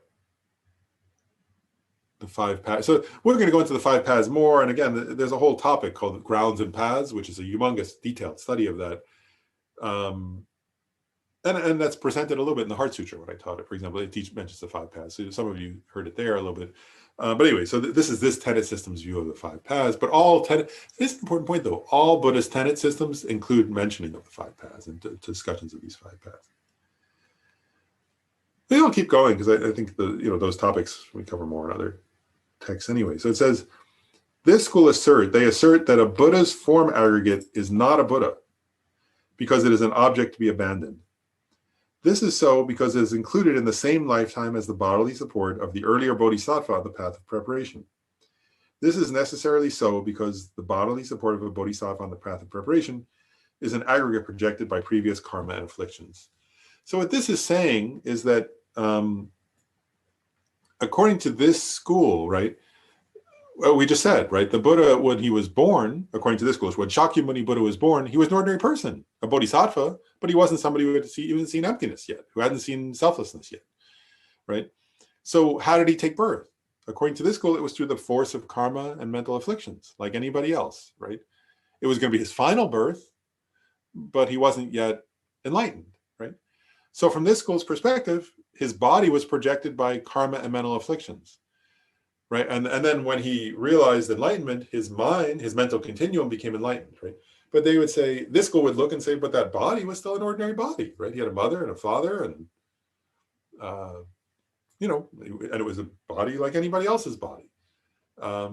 It was his mind that achieved liberation, according to this school. So this school, if you were to say to somebody of this school, well, is the Buddha's body, in that sense, the Buddha, is it enlightenment? They would say, no, it's contaminated, right? It's projected by karma and mental afflictions. The Buddha's mind is no longer contaminated, but the body is still an ordinary body that was created by past karma. Mahayanas have a different view of that in terms of the Buddha, but that would be this school's view of the Buddha's form body. Then they say a complete enjoyment. Sometimes in Mahayana we talk about the complete enjoyment body, the Sambhogakaya. think Bob Thurman calls it the beatific body. But anyway, Sambhogakaya. So the complete enjoyment body, or Sambhogakaya, is not accepted by this school. And it is asserted that at the time of nirvana, without remainder of a supreme emanation body, the continuum of awareness is severed. Right. So what that's getting at is, first of all, this school does not accept that there's a Sambhogakaya. We talk about 3 kayas in the Mahayana. This school would say that that doesn't exist. And this school says at the time of nirvana without remainder. So in other words, when the physical, they talk about, still they say a Buddha has a supreme emanation body. It's not the Buddha, but they say it has an unusual appearance, like a universal emperor does. You know, that the Buddha had this kind of form that looked a certain way. You can see it in the statues, right? But they would say, that was a result of merit, but still contaminated by samsara. And from this school's perspective, when that supreme emanation body dies, the continuum of awareness is severed, right? And that's what we're getting at, extinguished. I used the term extinguished. They would say, even a Buddha at the time of death is simply extinguished. There's no longer a being there. There's no longer a person, because the Buddha doesn't take rebirth. And they would say, that's wonderful, right? The Buddha doesn't have mental afflictions anymore, which are the cause of samsara, therefore, and no ignorance, right? Grasping and the 12 links, right? No grasping at a self, and therefore the 12 links are cut off, and there's no rebirth, and the Buddha is extinguished and achieved final nirvana. Again, Mahayanists would disagree and would say Buddhas manifest limitlessly for the welfare of others. This school says no, at the time of death, a Buddha is extinguished from, the Buddha's suffering continuum is extinguished, and there's nothing, no remainder. Then it says, although a Buddha superior has abandoned all suffering and the origins of suffering without exception, it is not contradictory that he still has true sufferings in his continuum. This is because abandoning every single affliction that observes true sufferings is posited as abandoning true sufferings. So all that's a complicated, I think, phrasing, but what it's saying really is that that the Buddha has abandoned the mental afflictions, right? Which are the cause of suffering. And so they're saying in his continuum means the Buddha still has a body that's that's part of the truth of suffering, right? In the sense that it was conditioned by karma and mental afflictions, but the Buddha doesn't experience suffering in the Buddha's mind. But according to this school, the Buddha has no mental suffering. But this school would say the Buddha can have physical suffering, if that makes sense. So the Buddha's mind doesn't suffer, but they would say until the time of death, an arhat or a Buddha can have a headache or can be injured and can suffer. Again, the Mahayana wouldn't agree with that, but that's this school's position. So this school's position is when one achieves arhatship or pratyeka Buddhahood or Buddhahood, one's mind has become liberated from all mental suffering, but that until the continuum of the samsaric body has been finished, one can, if somebody, whatever, there can be a physical sensation of pain, for example. Then it says, from the point of attaining the state of a foe destroyer until they give up their compositional factor of life, i.e. until they die, hearer and solitary realizer foe destroyers are posited as being with remainder. Whereas from the point of giving up their compositional factor of life, i.e. having died, they are posited as having passed beyond sorrow without remainder, or having attained their nirvana without remainder. And so this answers Sujata's question earlier, right? What it's saying is that, if you achieve the result of a foe destroyer, right, an arhat, or a pratyeka Buddha, according to this school, until you die, you're considered to have being posited. You're posited as with remainder, and remainder means you still have a suffering body, right? That you still have a body that's in the nature of the truth of suffering, but your mind is no longer in the nature of the truth of suffering. And they would say once you are extinguished, right, at the time of death, they describe this, an extinguishment, an end of that being's continuum. And they would say then you have achieved nirvana without remainder. That's the school's sort of description. Then it says, although at the time of nirvana with remainder, they have abandoned the afflictive obscurations without exception, right? So all the mental afflictions without exception, they have not abandoned the non-afflictive obscurations. although at the time of nirvana without remainder, the non-afflictive obscurations are not destroyed by the power of an antidote, they do not exist because at that time their support to continuum awareness is severed. What that's saying, they're just clarifying a point here, which is, he's clarifying it. So he's saying this, is that, remember, there were two obstacles on the previous, last week we said this, there are two obstacles that are objects to be abandoned by practitioners, according to this tenet system. One are the mental afflictions, right? You call here the afflictive obscurations, right? And so what they're saying, and then the other were non-afflictive obscurations, which only bodhisattvas, right? So somebody who's going to become a Buddha has abandoned all the non-afflictive obscurations, and therefore they can know any object, right? With their consciousness. They can know all things, anything. So what this is saying is this, is that a Buddha abandons both, right? So somebody, when they achieve Buddhahood, they've abandoned all the mental afflictions and all their imprints, all the non-afflictive, we call them imprints or non-afflictive obscurations. So somebody who achieves Buddhahood achieves all those at the moment of Buddhahood. They've abandoned all those. But remember, Arhats and Pratyeka Buddhas don't abandon the non-afflictive, the imprints. They just abandon the mental afflictions as the cause of suffering. That's why they don't achieve all knowing. So what this is saying is, so whatever happens, you know, it's kind of, you could say, so what happens to those non-afflictive imprints, right? Those non-afflictive obscurations. And what they're saying is those beings, and it's, again, this answers the question a couple people asked about, do these beings eventually become Buddhas? It's saying no. What it's saying is those beings never abandon those non-afflictive obscurations to the power of an antidote. Because the power of the antidote, according to this school, would be 3 countless great eons of accumulating merit. And as we answered to Lynn's question, those beings never do that, right? So what this is saying is they never abandon those through an antidote of practice.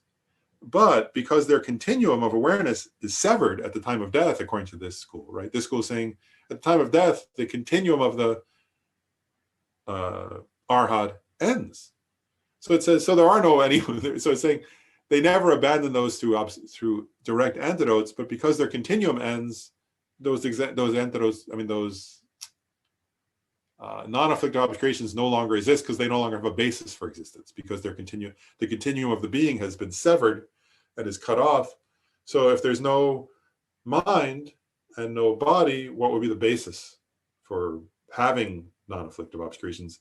So it's saying they never abandon them through an antidote of practice, but they sort of end because the being ends. Sujata has her hand up. I think I don't understand then why not everyone just be,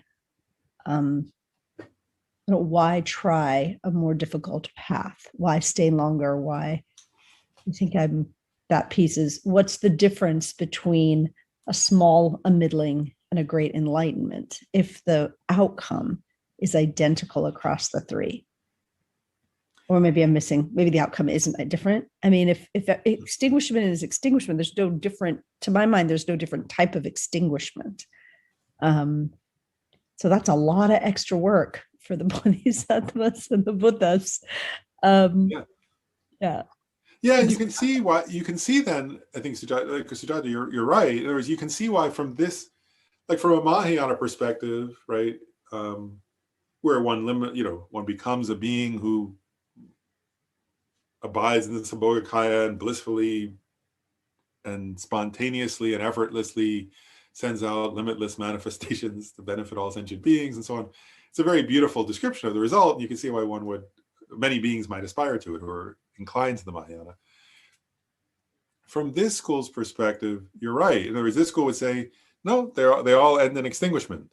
And so this school would say, so a being who would want to spend 3 countless great eons accumulating merit, this school would say, why do they do that? They would say, agree, it's out of love and compassion. They would agree with the Mahayana on that, right? And they would say, well, the Buddha, the difference is not in the extinguishment, right? The difference is in creating a tradition, that the Buddha did something amazing, right? The Buddha created a tradition, that in his own lifetime led to many, many beings achieving arhatship. And then, ever since, for, centuries, beings have been achieving arhatship. Due to and some have practice the Pratyeka Buddha path and we'll become Pratyeka Buddhas someplace. And so they would say, you know, from the Buddha's own side, the extinguishment after death is no, you know, you can't really argue it's different than our experience of extinguishment because there's no experience, or from their perspective. What they would say is that the difference is in terms of the result for others. And you're right, it would be a very, you know, you could see how you go, wow, would it really, that you would practice for 3 countless great eons in order to, you know, benefit what would you know, in this school's perspective would be still be a limited number of other beings over a limited time span that's much shorter, right? Not 3 countless great eons, but a much shorter time span. Yeah, so that is the school's perspective, though. So the difference is really for others. It's not, yeah, the extinguishment is extinguishment. So that would be their view, is that the Buddha did this remarkable thing of practicing for 3 countless great eons in order to benefit, you know, his community, the beings around him, and those who came later. That really would be their view. Yeah, yeah. It's from a Mahayana. If we've studied mainly Mahayana, it can seem very different, which it is in a way, a different perspective. Again, there are many commonalities, but that's a difference. And then let's see. Yeah. So the last 2, I'll say the last 2 paragraphs, and then I'll pause again for any questions. So it says here, see where it's at. Then it says, when the proponents of things, right, meaning truly existent things, which refers to these, actually to all the schools other than the Majjhimaka, right? So in other words, the Vaibhashikas, the Sautantrikas, and the Chittamatrins, the mind only, so the Great Exposition Sutra and the mind only schools. So actually, when we say proponents of things, that's a Majjhimaka phrase, right? Majjhimakas refer to these other schools as proponents of things, or proponent of truly existent things, right? Because Majjhimakas don't propound that there are truly existent things. So anyway, so this phrase, proponent of things, is from a Majjhimaka perspective. So it says, when proponents of things, which includes Vaibhashikas, differentiate definitive and interpretable sutras, they differentiate them by means of whether or not they are suitable to be accepted literally. And so really what that's getting at from the perspective of the Vaibhashikas is that they take the sutras literally. You know, so when the sutra says, you know, and a lot of these phrases we've just been doing come from that. If you read the Pali sutras, there are many passages which says, talk about extinguishment, for example. And they say they take that literally. You know, and when they say, you know, the 5 aggregates are a heap of suffering, they take that literally, and so on. You know, so they say all those teachings are literal. And then, and that's one of the reasons, going to Varahi's question, why if you read them a Mahayana sutra, like the Heart Sutra, they would say, well, that's not literal. Because from their perspective, form is an emptiness. Form is truly existent, ultimate, you know, made of particles that are ultimately existent. So they would say that's not literally acceptable, therefore it's not a valid sutra. And they would say, you know, so from their perspective, how, and this is part of hermeneutics, actually, that, you know, and if you, Lama Tsongkhapa wrote a humongous, amazing text on that called the Lekshe Ningpo, the Essence of True Eloquence, where he talks about how do you differentiate, it's a whole field in Buddhism. How do you differentiate which teachings of the Buddha can be taken literally and which are figurative? Does that make sense? Because the Buddha gave many different teachings, and some of them seem contradictory on the surface. So Tsongkhapa wrote a long text on that. Other lamas have written many beautiful texts on it. So what this is saying is, in terms of, so hermeneutics means how do you determine what's which to take literally and which to take interpretively. So here it's saying, let's leave it to the Vaibhashikas, that the Vaibhashikas say all the sutras are literal, are to be taken literally, and they say everything the Buddha said is true, and you know, and so therefore, if a sutra can't be taken literally, it's not a valid sutra from their perspective. And then the last paragraph is the one I mentioned in relation to Varahi's question. So it says, some among the 2 schools that propound things, propound objects, which is different than propounding things, right? The mind-only school propounds things in the sense that it says there's truly existent consciousness. Propounding of objects means they propound truly existent external objects. So that's the Vaibhashikas and the Sautantrikas, the 2 Hinayana tenet systems, the first of which we're just finishing now. So it says, some among the 2 schools that propound objects, meaning some among the Hinayana tenet systems, do not assert that the Mahayana, the great vehicle or Mahayana scriptural collection, is the Buddha's words. Because most proponents of the Great Exposition accept that the sutras are necessarily sutras of definitive meaning. And this gets at your question, Bharai. So what it's saying is that not everyone, some proponents of the Vaibhashikas would accept Mahayana sutras as sutras. But what it's saying is many of the Vaibhashika, followers of the Vaibhashika tradition, would not accept that Mahayana sutras are sutras of the Buddha. And actually, I'll just make a quick comment on that. If you read like the, for example, the works of Nagarjuna and of Shantideva, there are sections actually, it's funny, like one Geshe I was reading in his commentary where he made a joke. He said those followers of the Vaibhashika and the Sautantrika made a lot of work for Nagarjuna and Chandrakirti and Shantideva. Because if you look in some of the commentaries by Nagarjuna, Shantideva, Chandrakirti, they present arguments for why the Mahayana texts are Buddha's teachings. You know, they sort of say, this is why this is true. This is why they're valid scriptures. And you could ask, well, why are they bothering to argue why? Of course they're valid. You know, if you're a Mahayanist, you might say, well, of course they're valid. Why is Nagarjuna making that argument? And part of the reason he was making that argument is he was living in India at a time when he was surrounded by, you know, many different people of different traditions, right? And he was interacting with them. He was said to have been, you know, at Nalanda Monastic University where there was debate, right? And so there were Vaibhashikas there, and there were Sautantrikas there, and there were Chitamatrans there, and there were Majjhimaka, and he was the Majjhimaka scholar, right? Actually, there were, I guess, I don't know if there were mine only during his time there, but certainly there were Vaibhashikas and Sautantrikas there. And so he was debating with them, essentially. You know, they were saying, hey, I don't think, you know, he was saying, here's the Prajnaparamita Sutras, right? And I'm writing a commentary to them. And some of the Vaibhashikas would say, I don't think that's a valid sutra. It says form is empty. What are you talking about? Form isn't empty. And so then he would argue, you know, he would debate. Well, this is why it's a valid scripture. And he gave many reasonings then. So that's what this is getting at in a way. If you read the texts of some of those great Mahayana philosophers, they present arguments for the validity of the Mahayana sutras. And you know, if you read it, you can think, well, why are they doing that? You know, and the reason they're doing that is what this text is pointing out, which is that, you know, in the Buddhist community in India of their time, Buddhists of all different traditions were interacting and we're discussing and we're debating and we're talking about the scriptures and talking about the meaning behind the scriptures and so on. And so they were presenting arguments for, well, this is why you can see that they're valid and so on. So that's that. So that's what it's getting at when sometimes they say, oh, some followers of the vehicle of individual liberation don't accept the Mahayana. They don't mean that they don't accept the Mahayana exists at all. They mean they don't accept the Mahayana scriptures, really, and the teachings of those Mahayana scriptures. And that's true. There are some followers who would say that. You know, and actually you can see why, though, right? In other words, since we just studied their tenet systems, you can see why. If they believe that what they believe, then some of those scriptures contradict that. Majjhimaka scriptures certainly contradict some of their philosophical points. And so you can see how they would have a problem with that. And they would sort of try to, you know, say, well, that doesn't fit with my view of what the Buddha taught. And then you could debate it. Okay. So that, I just wanted to, so, you know, we've done that. Those were points that are kind of, you know, useful, but I didn't want to spend a huge amount of time on it. So that completes actually the section on the Vaibhashikas, or the Great Exposition School.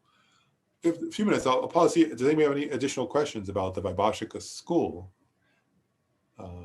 for me, or I could ask questions to you guys too. Because actually, maybe I'll say something. One point I want to say is, like, you know, I don't expect everybody's going to remember every detail of the Vaibhashika school, but it is useful to remember. First of all, I really do. I said, first of all, I actually think each of these schools is remarkable. You're going to see when we get into the Sautantrika school next.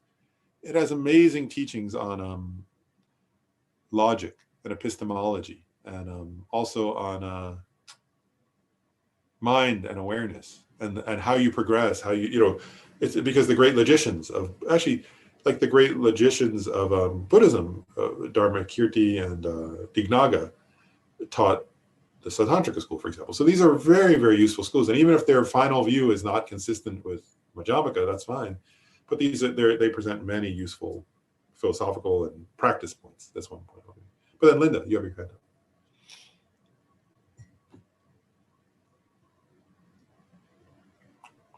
up. I just wonder, I should actually look into this myself, but I'm just being lazy and asking you, which is why I always come to these classes because you always know. I did put something in the comments section about this a Theravada monk that said this wasn't a question, it was a comment. And he said that, accumulation of merit was really nonsense.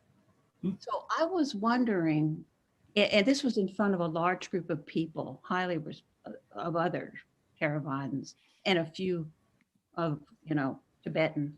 But anyway, I wonder if accumulation of merit is just sort of a Mahayana way of talking about what's happening with the Hinayana. But not clear that they really believe in accumulation of merit. Exactly. That's a term, those are words. But I'm not, what do you think? Or what do you know? So, I mean, I don't know. I don't know that monk or what he would, but I guess one comment I would make is like, even if you look at the, because maybe it's the word merit that he was having a hard time with, where I guess if I knew him, what I would sort of say, what I would ask him back, I guess, if I were discussing it, is I would say, well, I would ask him this. I was going to say, well, if you look in the Pali Sutras, right, there are many, many stories of all kinds of beings accumulating virtuous and non-virtuous karma. And the Jataka tales are filled with that, which are in the Pali scriptures. Many of the different scriptures are filled with that. There are many examples about accumulation of virtuous and non-virtuous karma.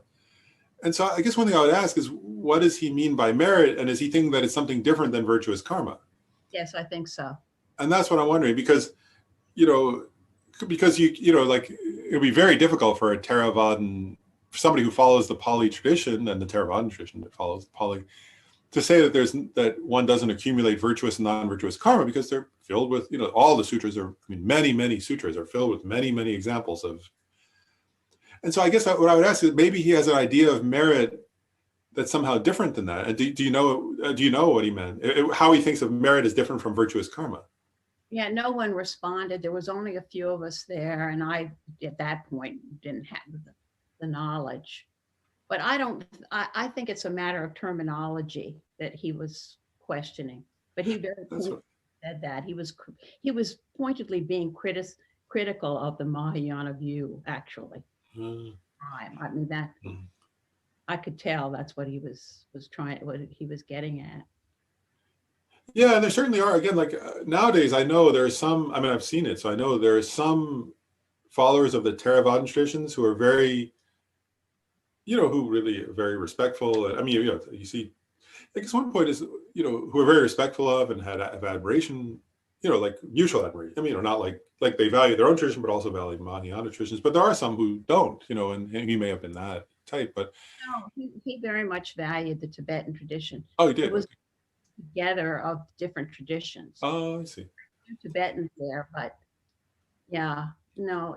I would look at merit, though. I would really look at what does he mean by merit, because I guess I could understand it. Like, there's the word merit has different connotations. Like, the main meaning of merit really is virtuous karma, right? And that, I think you could say, well, then how could you? Theravadan couldn't really refute that, because the Buddha taught it in the Theravadan scriptures. I guess, though, when you think of, like, sometimes we talk about, like, the two accumulations of merit and wisdom, and that a Buddha accumulates infinite merit and so on.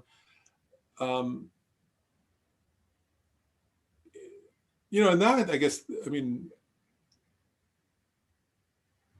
maybe he was sort of thinking that was something, I don't know, something else than virtuous karma. I'm not sure. Because really merit is, if you think about what is merit, it's good karma.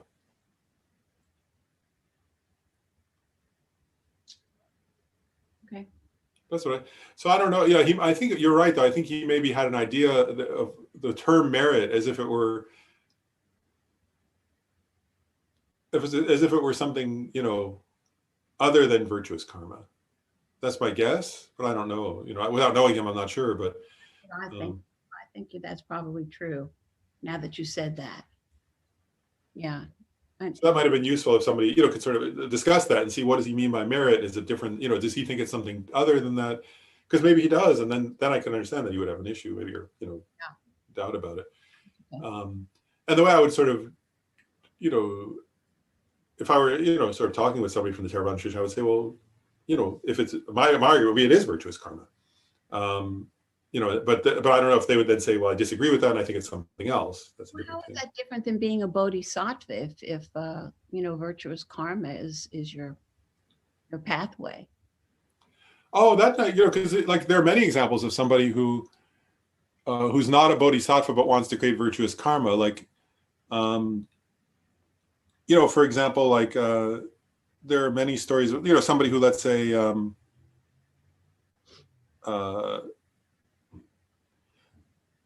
I'll give an example. Like there are stories of, actually, there are many stories. Actually, in the Pali scriptures, there are many stories like that. Like, there's one story where, like, I'm trying to think of a few examples. There's like, there's a story, like there are stories where, like, people, there's a story of the poor couple who had almost nothing, but just like one piece of clothing. And, one of them went out naked to offer it to the Buddha because they had so much respect for the Buddha that they weren't trying to become Buddhas, though. They just had respect for the Buddha, and they offered it, and therefore they accumulated good karma, and in future lives they had a lot of wealth or something. And there's actually a funny story, I remember, where there was a guy, and this is in this original scriptures, where there's a guy who was extremely, I think he was actually a relative of the Buddha, maybe. I'm not sure though, but he was very, very attached to his wife. And he was sort of like grasping at her and whatever. And then somebody took him to one of the one of the God realms. And then he became attached to the goddesses there instead of his wife. And then they said, oh, well, if you practice good karma, you'll be reborn there. So he started practicing good karma to become, because he wanted to get reborn in a God realm, because the goddesses were beautiful there. And then somebody said, and then later the Buddha said to him, well, once you're born there, you'll die again. And then he said, well, that's no good. And then he said, maybe you should try to achieve liberation. And then he said, yeah, I don't think so after practicing enough good karma, then he said, like, yeah, I don't think I want to go to the God realm, because if I'll just stay there temporarily, that's no good either. But so he was practicing. So my point is, up to that, and then he achieved arhatship, they say. Finally, he became an arhat. But he was practicing virtuous karma because he wanted to go to a good realm after death. That was an example. So he wasn't a bodhisattva at all. So there are many cases where people try to accumulate good karma to have a good rebirth, but it's not because they're a bodhisattva, for example. And there are many scriptures that describe people like that, like stories of people like that. Actually, if you think about it this way too, it's kind of interesting, right? If an ordinary person were to, like, even if you're not Buddhist, right? I often think this, if you practice morality, let's say you be a good person and you practice charity and morality because you want to go to heaven, right? That would be an example of good karma, right? You're doing good morality and generosity to achieve a good rebirth, actually, right? But that wouldn't be bodhisattva, right? In other words, if you're saying, I personally want to go someplace good after I die, that's not bodhicitta, but that would be good karma. So, I mean, there are many examples of good karma where it's not bodhicitta.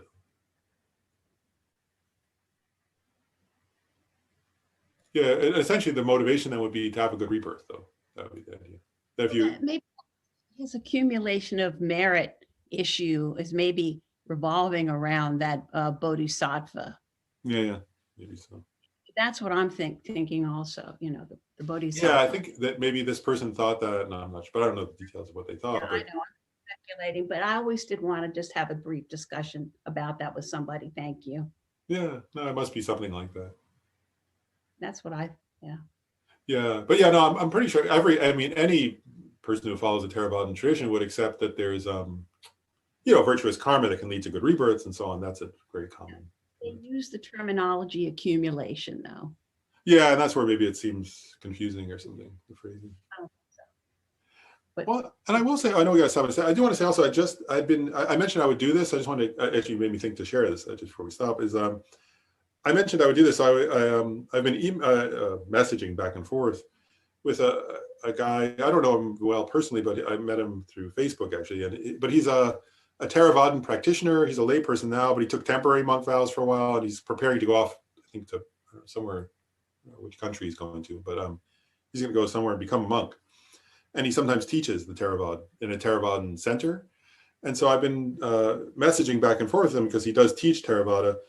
And I asked if he'd be willing to kind of join in for like a half hour or sometime with our group, just to answer questions, like to kind of share a perspective of what it's like to practice Theravada and what his experience is with practice and with what's the nature of selflessness in his view. You know, because remember, like I was saying this, that these teachings are based in the Theravada teachings, but they were, you know, as they were preserved in Tibet over centuries, if you look at the scriptures, they're very consistent with that.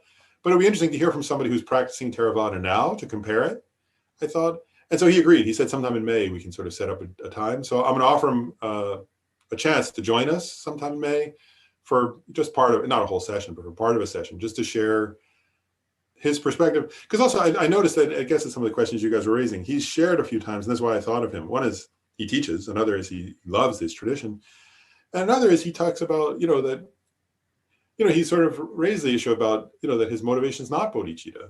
It's, you know, but it's that he has a great appreciation and love for the Theravada tradition, for the wish for liberation, and for, you know, love for others. But there's a difference between love and bodhicitta, if that makes sense.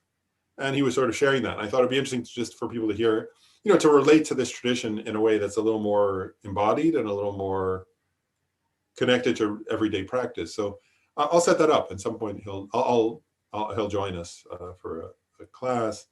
And it's also nice to have this sort of back and forth between traditions. And Linda, you can ask him maybe if he has any view on that. And I don't know if he knows the monk, but as a practitioner of the Theravada tradition, maybe he would have some insight. Does actually.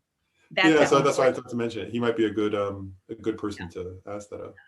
Oh, and then Anna, you have a question before we stop. Yes, you talk about the virtuous karma. So I'm thinking if a good person have lots of virtuous karma because he's doing doing lots of generosity and something like that. So will you think that automatically this person will have less mental affliction because he has doing so many virtuous activities that will help him more calm and less mental affliction, even he's not seriously doing Dharma practice? Yeah, I would agree with that. Yeah. Okay. Yeah, because if you think about it, like virtuous karma, you know, has a virtuous motivation. And so by doing that, like generosity and, you know, ethics and things, as the person is doing that, they're cultivating, at least while they're doing it, they're getting their mind and also in the habit of something positive, right? Yeah. So, you know, so then, and whatever your mind gets in the habit of, it's easier.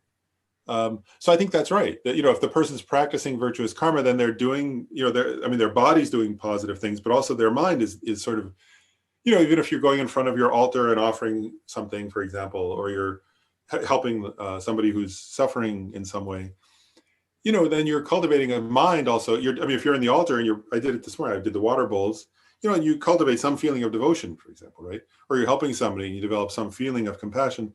So in that way, you're creating good karma, but you're also habituating yourself to those positive states of mind. So yeah, for sure, then that would decrease. You know, if you're habituating to positive, then you're decreasing the negative at the same time. Does that make sense? Yes. Oh, good. Yeah, and it also makes it easier than in future lives too, they say, because if you have more good karma, and especially if you dedicate it, you know, to, then as you continue to meet, if you dedicate it to meet the Dharma again, then of course also that helps, that then you keep getting exposed to the Dharma, and then your mental affliction should keep going down and virtuous go up, and that should help too. So, you know, both of those ways. One is you're habituating your mind to good things, but the other is the karma itself can help you to, you know, so you have the resources of the situation where you can, you know, because if you're in a bad realm, then you don't have a chance to cultivate good things. But if you're in a good realm in a future life, then also you can, have fewer mental afflictions because you can be around teachers and so on. Okay. Mm. Okay. Oh, and we should stop. We went a little bit over the time, so we'll stop there. But so, and now, of course, next class we'll pick up with the Sautantrika, the Sutra school or the Sautantrika school. So we'll do the dedication of merit. The supreme jewel bodhicitta, where it has not arisen, may it arise and grow. Where it has arisen, may it not decrease, but increase more and more. In the snowy mountain paradise, you the source of good and happiness, all-powerful Chenrezig Tenzin Gyatso, please remain until samsara ends. And thanks, everybody.